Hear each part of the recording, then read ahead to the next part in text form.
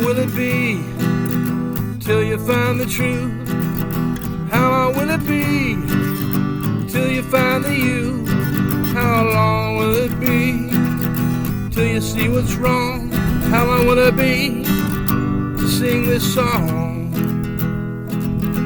How long will it take till you find the right road to carry on? How long will it take to sing this song? How long will it take till you find the right road to carry on? How long will it take to sing this song? How long will it be till you find the truth? How long will it be till you find the you?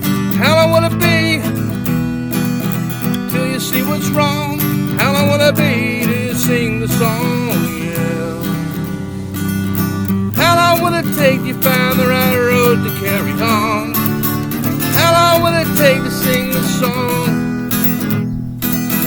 How long will it take to find this right road to carry on? How long will it take to sing this song?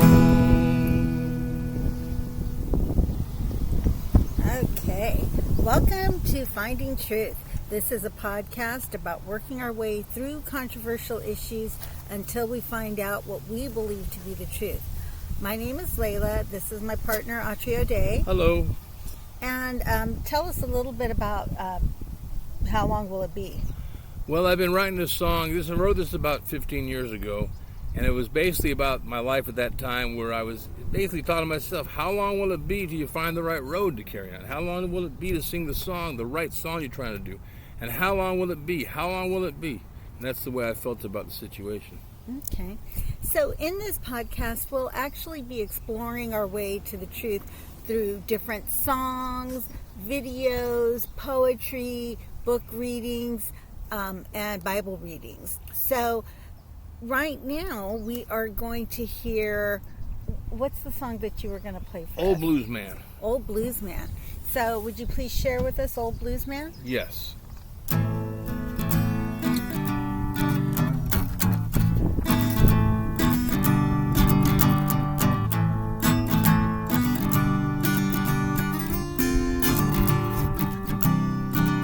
I'm an old blues man. I'm an old blues man, Lord.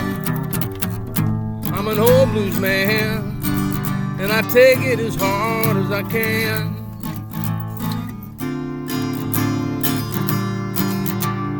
It's been such a long time that I've been away from the blues. It's been such a long time I can't lose. And something inside tell me, yeah, I must get on down that blues road. Lord, please help me, let me free, let me free. I'm an old blues man. I'm an old blues man, Lord. I'm an old blues man, and I take it as hard as I can. Wow, those are some really deep roots. And Thank you. Old Blues Man. Well, again, it's about the feeling and connection I had with the blues artists in the 40s, the 30s, the 50s, the 60s, and so on, including everyone from Stevie Ray Vaughan to who died in a helicopter crash, which is quite the blues in his prime of his life, and then having to know about and learn about the oppression that happened with Robert Johnson, who's never played a crowd bigger than 50 people because he died early. Somebody poisoned him because he was picking up on somebody's wife in a bar, and he didn't know she was married. And then Muddy Waters, Howlin' Wolf, Huddie Ledbetter, who made 3 albums in prison. I feel that with my life and the oppression that I've had in my life, that I have the honor to be lucky enough to write in the same realm as these guys, because my blues are worse than B.B. King. B.B. King in the 50s already had a tour bus and everything. I've never had anything. I'm not trying to complain, I'm just telling you the facts. Okay. Now, Old Blues Man came off of your double album set, New American Blues. Did you happen to bring a copy of that with you today? Oh, yes. Okay. Yes, and I so wanted this to... is your double album set. New American Blues. It has over 22 different songs on it. And how did the concept for that come up? Well, first I want to say that you're the one that took this picture, and it was a great shot. Can I get it close up? It's a great shot you did. Perfect. Couldn't ask for any better. Layla is very good at a lot of things. Okay. That's why we've been doing this together for 40 years. I think we share inspiration from some of the same sources. Yeah. So some of the titles that are on here, let's talk about those. And the first title is Courthouse Blues. Yes. Courthouse Blues is quite an interesting song. Okay. They tried to hold me, they tried to tie me down, they tried to keep me from my life, they tried to stop me here in Cali, poisoning me in the valley, imprisoning me in the valley. I got the Courthouse Blues. Their souls are sold with law and order. I got the Courthouse Blues, 3 more years of hell, then I'm gone. Okay. And what inspired you to write that? Well, I learned throughout my life the courthouse is horrible, and the judicial system's horrible, and the police system is horrible. And I'm not going to be against or for. I'm going to tell you the facts. It's not just an opinion, it's what I've experienced. I've experienced nothing but illegal police, because I came from the days before they were the body cams. The body cam. The body cam is not here to protect the police, it's here to protect us. Because before that happened, I was seeing, when Rodney King got beaten up, I said, oh yeah, I see that all the time, you know. But people were like amazed that happened, that's never seen that, that's from, you know, the suburbs and middle class people to upper class. People like us from the hood and stuff, and I'm not proud to be from the hood, but I have been from the hood, because when you're poor, you wind up in those positions, whether you're playing music or whether you're working a regular job or not working at all. And what specifically about the courthouse frustrated you even more than false or arrests that weren't done quite the way they should have been? Right. Well, one would be like I was wired up on caffeine, and policeman said, I'm going to get you for something, because I asked somebody, because my car ran out of gas, and I asked the lady, can you spare any change for gas? And she screamed, yeah, help, a man's trying to rape me. And I'm just standing there, what are you talking about? I went into the Green Burrito. I went in there, everyone called the police on me. Nobody was on my side. A cop came, oh, it's you, Chuck Connor? That's my real name. And he goes, it's you, Chuck? Oh, by the end of the day, I'll arrest you for something. He couldn't arrest me for nothing. By the end of the day, he arrested me for on the influence of speed. Okay, so that goes back to what we were saying about the reason people wear body cams now. But really, when you're talking about the courthouse issues, what are some of the issues that you'd experienced in the courthouse that were unfair? Okay, you were there one time. Judge Hoffman said to me, are you plead guilty or not guilty? And I said, I told you, I said, if I plead guilty, she's going to throw me in jail. I mean, innocent, he's going to throw me in jail. But if I plead guilty, he'll get me out of here. So I said, guilty, with an explanation. So I saved the explanation. He goes, all right, you can do some community service. But I didn't do that to prove it to you. I said, I'm going to say not guilty. What did he do? Exactly. He threw me in jail. That was my first experience with the way that the courts run. Even if you're innocent, you can't just say you're innocent without getting penalized for right. it. Or at least at that time. I don't know if it's still the same. Do I have time to give one more example? Go ahead. Okay. Judge Yarte. I went in there because the police officer said, come on in because you have a restraining order violation. I said, well, I can't come in because I have a restraining order violation. One of the ladies I talked to on the police force. I can't come in. He goes, come on in, I won't violate you. I come in, he violates me. I go in there and they say, do you know what this is, Mr. Connor? And by saying you know what it is, that I guess means I'm guilty. But what I meant to say, I know what it means. He wouldn't let me tell ever. Wouldn't let me tell my side of the story. So what happened was she put me in jail for 43 days. After that, took me back, and my lawyer said, Mr. Connor might actually be innocent here, which I was. And the lady says, well, I don't got no time to hear it. I'll give you another 40 days. And I said, well, what if she goes, or you can plead guilty today and you'll be out of here. So what do you think I'm going to do? I'm going to wait 40 more days to prove my innocence, or just plead guilty and get out of there? I pled guilty and I'm out of there. Yeah, that is a really backward system, and I could see why you would say courthouse blues, because it's so ineffective. One more real quick. No, we're okay, really sorry. out of time. Too bad, because about the judge that said to me, Mr. Connor, if you go to trial on this, I'm going to tell the jury you're guilty. That was it. Please let me just say that one. Well, you already did. Okay. Okay. Then your next title is The Breaks. Gotta get your face in here. The Breaks.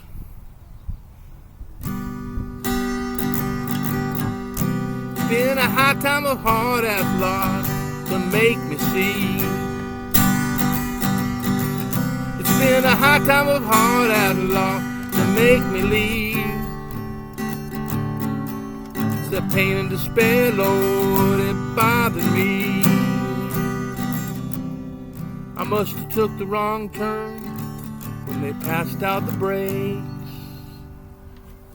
Okay. It's pretty much about never getting a break. And in show business, it's not how good you are, it's who you know. And they used to actually try to sell us papers of people we can go to. So we bought a paper of Quincy Jones was on it, Joe Jackson of the Jackson 5, everybody, John Kalodner, all kinds of people were on there, the top people in the world. And we went to these places and they cussed us out. And one lady, Quincy Jones's secretary, pulled a knife on me. So they act like if you're not connected, you're evil, and they want to kill you. Somebody at a record company pulled out a knife on you? Yes. Can you imagine what a lawsuit that would be today? Today, and the cameras would be there too. Yeah, exactly. No cameras in those days. Can you put your face over here? So then Angel Blues. Okay. I know a lady, crazy and wise, living in a big disguise. Lord, this lady comes into my home everywhere I go. Everywhere, every place, every town that I see. I find her there. It's destiny she sings with a pair of angel wings. She got the angel blues in her soul. She got the angel blues, you know. And she sets the road to set me to. She got the angel blues, I know. This is about Natalie Cole, the great Natalie Cole, who won 5 Grammys one year when he collaborated with her dead father on film, and she did great. And unfortunately, she really was into drugs, and I knew her when she had quit. I knew her when she was on drugs in Pomona, Ontario, because her family used to live in Ontario before Nat King Cole was well known. And they don't want to talk about that because they just want to promote Hollywood.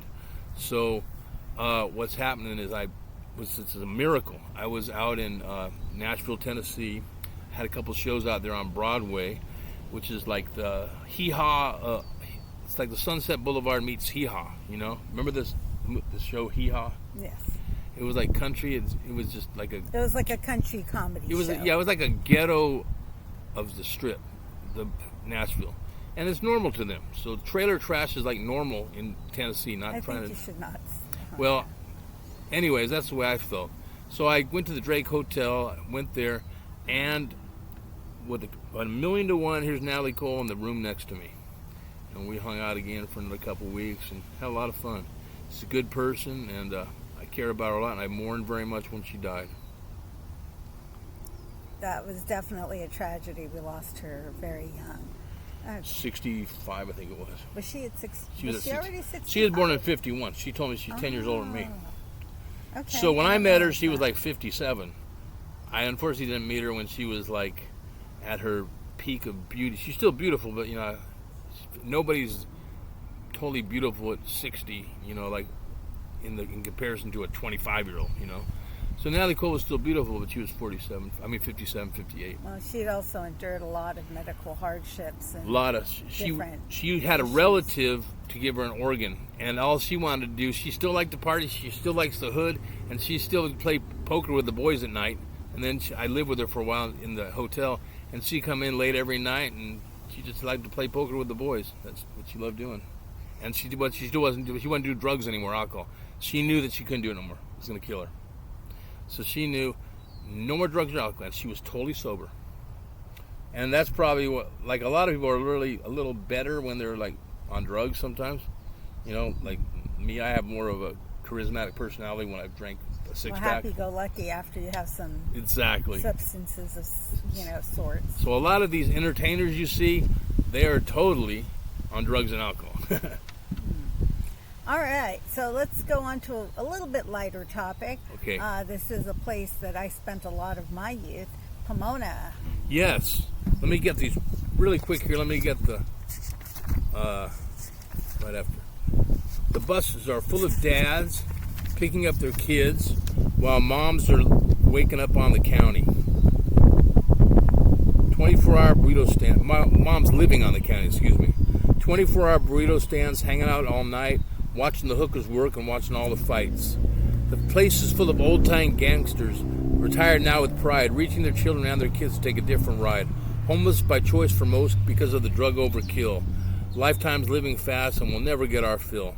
That's just the way it is down here. That's a long time ago when we used to have fear. That's just the way it is down here. Get used to the whip and drink a beer.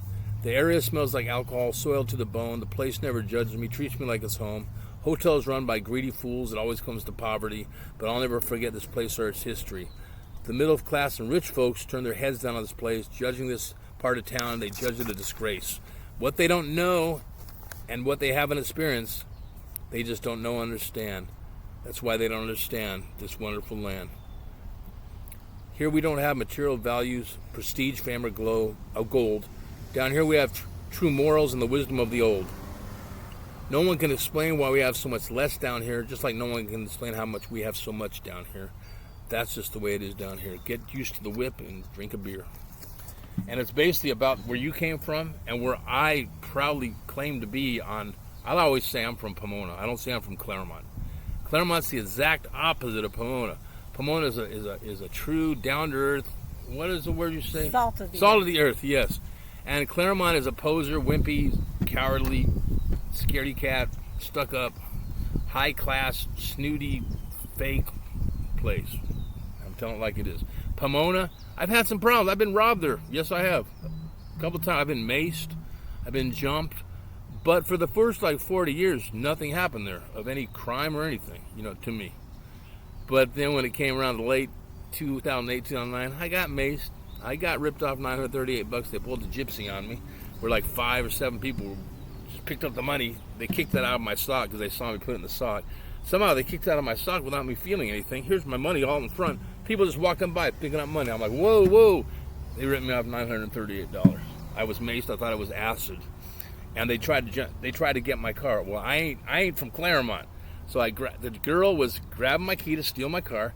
I slugged her. The guy jumped in my car. I slugged him 3 times. And then I said, I'm going to drive into that wall. He jumped out and I drove off. It was living hell. It was the worst pain I ever felt in my entire life. Mace. But it wasn't a spray. It was a stream of mace. Yeah, you got to be street smart down there. You can't think that you know better than them, or you're going to let them get the better of you. They're street smart, not by choice. They're street smart because I go down there because it's kind of fun. And there's some good donut shops and stuff like that. They go down there because they're forced to live there because it's the hood. Because they can't go in any other town, they'll be arrested. When you're in Pomona, you can lay down on street benches, live on street benches, live on places, live on the ground. You can live anywhere. You can sleep on the sidewalk. You can smoke crack. There's people smoking crack on the bus, and the cops don't care. Okay, so tell us about The Stranger. Okay, let me get the paper, if you give me a second. I got lucky. I don't fit in with the head-shaven, flag-waving, money-craving, system-slaving, high-living, motor-driving, penny-giving fool. I don't fit in with the TV-loving, falsified brothers and all the others that call themselves strangers. I don't fit in with a system whose judges hold millions of grudges to the ones they call stranger. And I don't fit in when a uniformed man can be allowed to kill, all in the name of a loophole. I can't explain what I've seen and what I know. I only can complain because I'm in pain. That's insane. It's called a stranger. I don't fit in when a leader craves war, a Vietnam once more, when the nation finds death a statistic. How can it be when a general at war says his values and morals are the right way to be when he bombs his enemy's babies? He then tells the media that isn't his fault. It's just the way things are. It's called the casualties of war. Okay, I find that a crock of SH. I'm not going to cuss on this show. Okay, wow. It's a crock. When you bomb babies, you have done evil. And I'll give one example. George Bush ordered a bombing on a certain place. It was an orphanage. George Bush ordered a bombing of 500 orphans. They all got killed. But yet George Bush has a library. George Bush has a street named after him. Okay? He's done 1,000 times worse than Charlie Manson in reality. But in the world and society, he's a hero. Okay? So I'm against it. This is my write about it. I write about how I feel. And no matter how many people are going to say you're an asshole or you're not cool or you're crazy or whatever, I'm still going to say what I said and what I've learned and what I know, because a lot of people haven't been through what I've been through. And when they walk in my shoes, then they'll know. Well, I mean, you've got to speak your truth. You've got to speak what you see as injustice. And one of the things that we've always discussed is you don't have anything but your voice. So, Right. you know, as Americans and citizens of this country, we should be able to have a voice and an opinion. Right. And people shouldn't always try to filter it unless it's just nonsensical. Yeah, But like, why not practice our amendments? Now, what I don't agree in real quick here is Larry Flint of Hustler Magazine. He tried to say I should be allowed to do blasphemous things and Chester the Molester, a cartoon about child molesting and all this, and I should be allowed under the Constitution of freedom of press. No, there's got to be a divider line of insanity and sanity, okay? And it's insane. People should not have cartoons about child molesting, okay? That's all there is to it. Okay. So, something a lot of people don't know about you is that you're more than just a songwriter, musician, and performer. You're also an author. And one of the books that you wrote, 101 Lyrics and Poems, share with us or share with It's actually friends. upside down, so they probably can't read it, but... Well, No, I meant backwards? I meant the words are backward because it's on the camera. Backwards. Right. Well, Yeah, backwards. Sorry. okay, I don't know how to fix that. but- Oh no, I'm just trying to tell you that they probably can't read it. All right. So so that must be the same then with this album cover. Maybe. Let's check. Yep. Bar. Yep. That's what it says. Okay. Oh, well, they don't have to read it. That one's New American Blues, just to tell them. This one's called 101 Lyrics and Poems by Autry O'Day. Okay. And share 101. Why 101? Well, because I had 100, and I said, oh man, there's this other one that's just so good, I got to put on there. And I said, well, the 101 best lyrics and poems rather than 100. I wanted to make it 100, but like I said, oh man, there was this one song, I think it was Pomona, song Pomona. I thought I got to put that in there. So it had to be 101. Okay. And I'd really like to share out, if it's not too personal, with our listeners, one of the selections that I think really fits what we've been talking about, and it's called Not Being Heard. Right. Is that okay to go ahead and share out? I'd be honored to have you do that. Okay. So, Not Being Heard. I never was special. I've never had a voice. I've never had a chance at all. Please understand. Please understand. Please understand me. But I know one thing. I will survive not being heard. No one ever took me serious. They all think I'm a fool. No one ever thought or believed I was cool. Please understand. Please understand. Please understand me. I know one thing. I will survive not being heard. Inside, my soul hurts. I pray God reveals why. I know I won't be me until God sets me free. Lord, I hate the system. It's like an evil masquerade. They loved you only if you're rich and you have it made. Please understand me. I know one thing. I will survive not being heard. Those are some really deep, intense lyrics. And you talked before about, lack of the breaks, but talk about not feeling heard. Well, some of the best therapy, if people can, not everybody can write poems, but the best therapy, if you're capable of writing a lyric or a poem, is to write a lyric and poem about your feelings and about how you're feeling and your oppressions and your possibilities and positive things. So this was about not being heard, and I'm telling you the truth. We're talking about in the music business, basically, not being heard. I've been doing this for 47 years, and I've never had a chance where someone just actually will look at and listen. Their attitude is, we don't accept unsolicited material, we don't do this, we don't do that. Rejection, rejection, rejection. I have a pile of rejection letters without them even giving me a chance. And that's what this is about. for years it's about not being heard and not being able to get what I'm trying to say. I'm trying to get things out here. My true goal is I think that what I'm trying to say can help the world. So I'm not being heard with what I'm trying to say to help the world. So earlier today, you talked about 5150s and being locked up, and we touched a tiny bit on the topic of mental health. Yes. And I think one of the things that is important for our listeners to consider is medication, affliction versus addiction. Right. Well, I'll start with my first introduction to medication. Was not that I had it, but I was at a hangout spot in Claremont with a clique of people I knew at that time, and one of the guys was a great guitar player. We used to hang out a lot, and this guy came in that was one of our pals that always hung out. Well, we haven't seen him in a while. You know why? Because he went to a mental hospital for 2 weeks, and he has to be on medication now. We heard all about this through rumors, and we're like, "There's Ken. Hide. He's on medication." And that's silly because this is 1982. So 4 years later, everyone's on medication. Okay, that's all I can say, right? I think there's been so much research, and people were just hiding a lot of their depressions or issues. And I think that it's a good thing that we brought this to light, that people are suffering, and hopefully we can do something to help them. People are suffering. I believe one reason is because of the way the world is. I mean, they up our rent every year, $150. That's insane. They're upping our rent. They're up everything. Like the other day, Staples used to be 3 cents a copy. Now they're 32. I went the other day. It's 35. We were there a month ago. It's 32 cents. Now it's 35 a copy. We used to get it for $1,000 for $10. We used to get it for $1, a penny a piece at Justine's.